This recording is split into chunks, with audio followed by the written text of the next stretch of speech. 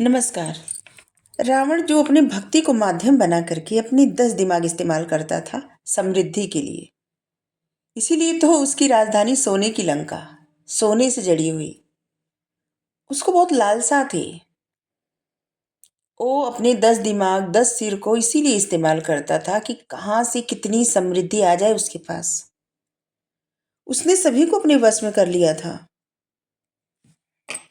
इसीलिए कहा जाता है कि रावण को 10 सिर थे और 10 सिरों का इस्तेमाल समृद्धि लूटने के लिए करता था, सभी को अपने वश में करने के लिए करता था और शिव जी की भक्ति करता था। इसीलिए उस भक्ति का अहंकार था उसको, और वो उस भक्ति को सब कुछ अपने वश में करने के लिए इस्तेमाल करता था।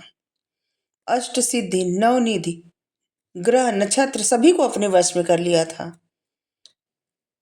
इससे सबसे ज्यादा जो परेशानी हो रही थी ना, वो परेशानी हो रही थी पृथ्वी माँ को, धरती को। क्योंकि जितनी भी चीजें होती है ना, सब पृथ्वी से आती है। चाहे अन्न हो, धन हो, समृद्धि हो, जितनी भी बहुमूल्य पदार्थ होते हैं, जितने भी बहुमूल्य पदार्थ होते हैं, सब कुछ पृथ्वी से आते हैं। सब कुछ पृथ्वी के गर्भ से ही उत्पन्न होते हैं।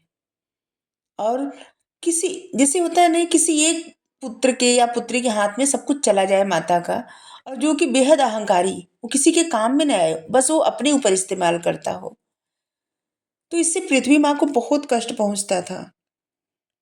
क्योंकि एक अहंकारी दानव सब समृद्धि सिर्फ अपने पास रख रहा था और वो सब कुछ अपने वश में किया हुआ था।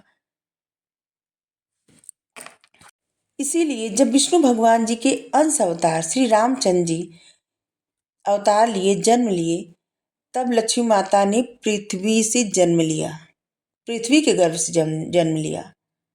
और जिन्होंने उनका पालन पोषण किया वो थे विदेह जनक जी, जिनको किसी से कोई मोह नहीं था, अपने शरीर से वो मोह नहीं था। इसीलिए तो उनको विदेह कहा जाता है।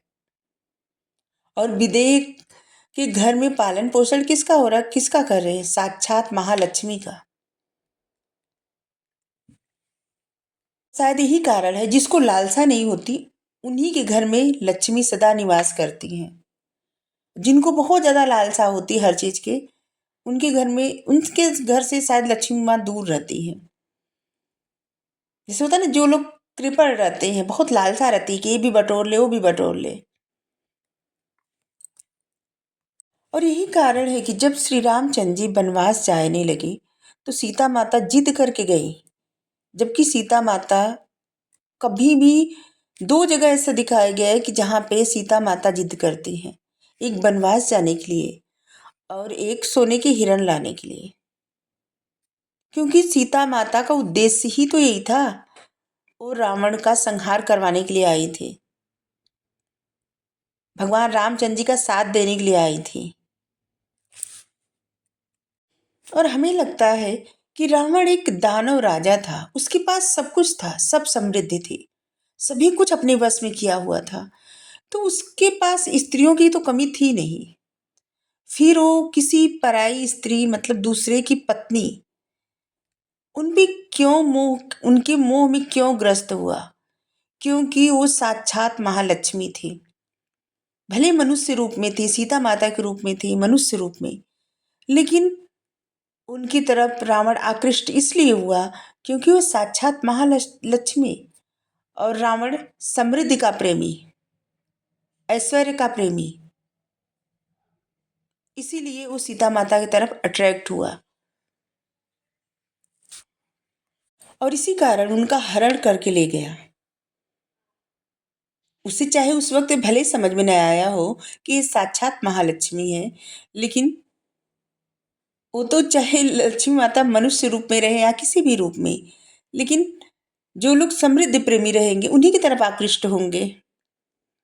तो बस इसी तरह से रावण, जिसका काल बन करके आई थी महालक्ष्मी, और रावण जब ले गया तो फिर किस तरह से उसका वध हुआ, वो तो आप सब लोग जानते हैं। और शायद रावण का सोने का लंका इसीलिए थी क्योंकि समृद्धि, सुख, सोना, मतलब ऐश्वर्य उसे बहुत भाता था। रावण एक ऐसा राजा, एक ऐसा बिजनेसमैन था बिजनेसमैन क्योंकि उसके पास सभी कुछ ऐश्वर्य था, सभी कुछ संपत्ति थी और उसको बढ़ाना भी वो जानता था अपनी पावर से, भक्ति के पावर से। और इसीलिए उसका महल, उसकी कंपनी सबसे ज़्यादा कष्ट उसको तब पहुंचा जब उसका महल, उसकी कंपनी जल गई। हनुमान जी जाके लंका में आग लगा दिए थे। जैसे किसी समृद्धशाली व्यक्ति को तोड़ना हो तो सबसे पहले, जैसे मूवी में दिखाया जाता है ना, कि सबसे पहले उनकी कंपनी में आग लगा दे, उनके मिलों में आग लगा दे, बस इसी तरह से हनुमान जी गए थे रावण की लंका में आग लगाने। Thank you. जय श्री राम।